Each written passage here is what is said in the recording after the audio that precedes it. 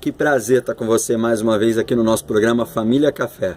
E hoje eu quero partilhar com você um texto que você já ouviu.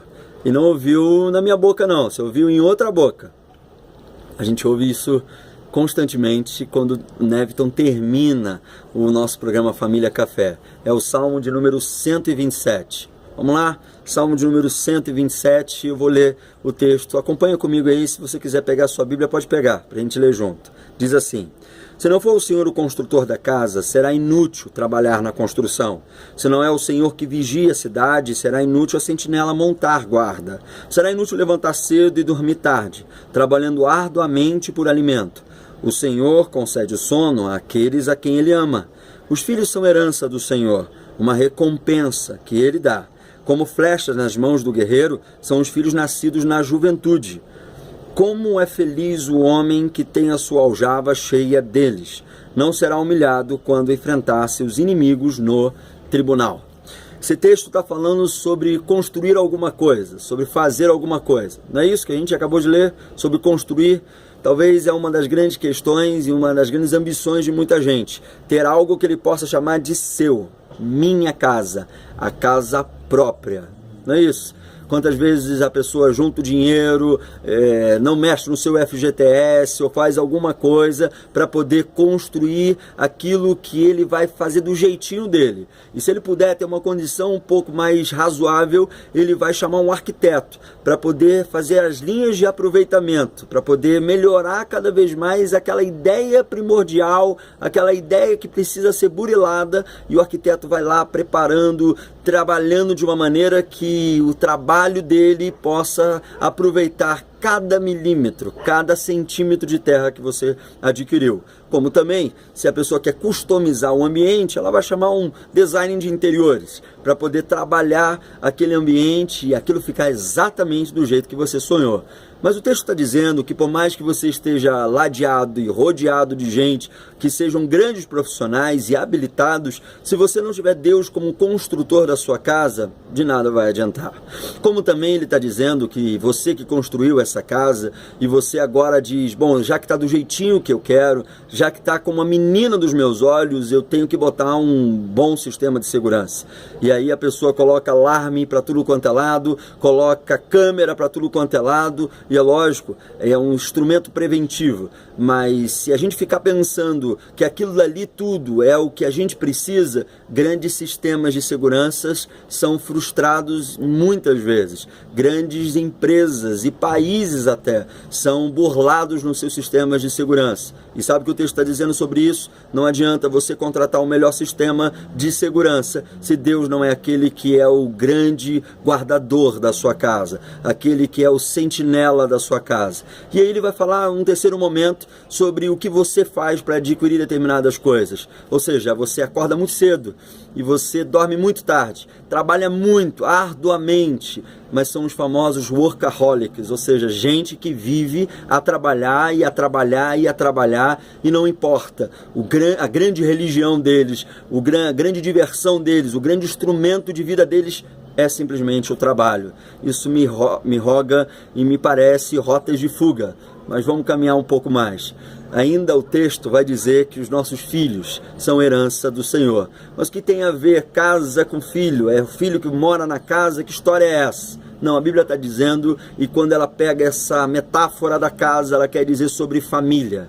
É a nossa família que ela está falando aqui. Não é uma casa de alvenaria, nem uma casa de madeira. É a nossa família que está construída. Será que ela está sendo construída em Deus, assegurada em Deus? E a gente vive a pensar o que a gente faz do nosso cotidiano para ela, para nossa família.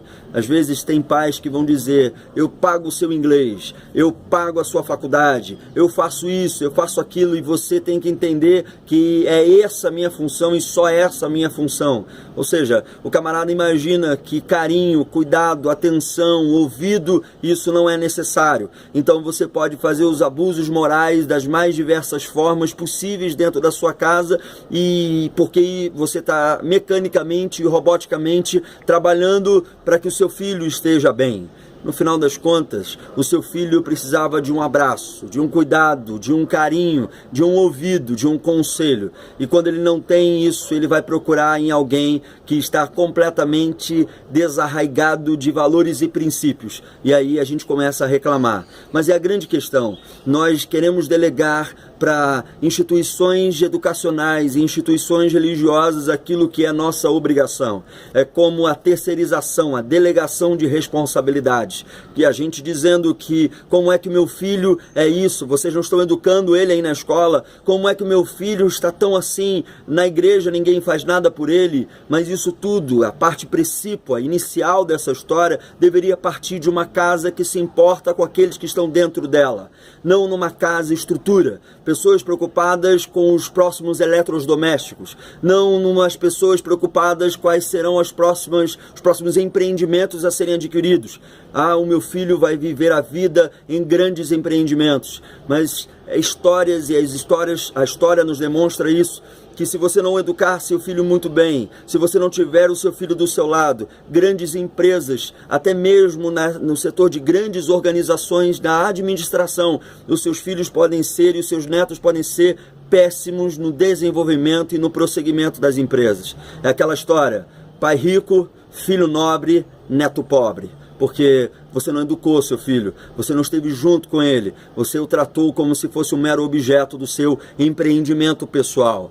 É isso que às vezes acontece. E a Bíblia vai dizer que os nossos filhos são herança do Senhor. Você imagina se você recebe uma herança e você descuida dessa herança. Um grande terreno, um terreno no nosso centro histórico. E você diz, deixa lá, passou-se anos. E aí alguém, por uso capião, pega ele. Imagina se dá para readquirir, se é que dá para readquirir um negócio desse. Como é que você tem tratado a sua casa? Como um mero mecânico, como um mero construtor, como um mero protetor? Ou você tem, e no aspecto protetor que eu digo é o protetor da frieza, ou você tem abarcado, abraçado, cuidado. Você lembra de uma música do Padre Zezinho? Você já abraçou seu filho hoje, você já deu um beijo em sua testa, antes que seja tarde, lhe faça um carinho. Que você preste atenção e você olhe para ele e diga, filho, aqui está quem quer o seu melhor, quer o melhor para a sua vida e o melhor para o seu coração, de dentro para fora. Assim, a gente forma pessoas e não meros robôs nesse empreendimento chamado vida. Eu quero orar por você que precisa da orientação e da segurança e do cuidado de Deus. Deus, abençoe essa vida que está aqui nesse momento nos assistindo. Pai e mãe, para que eles assistam os seus filhos, para que eles cuidem, para que eles aprendam e apreendam como melhor educar para que formem pessoas. Não meros profissionais que sejam desumanizados, mas pessoas. Abençoe, Senhor, para que seja assim, no nome de Jesus. Amém. Deus abençoe você e a sua família e até o nosso próximo programa.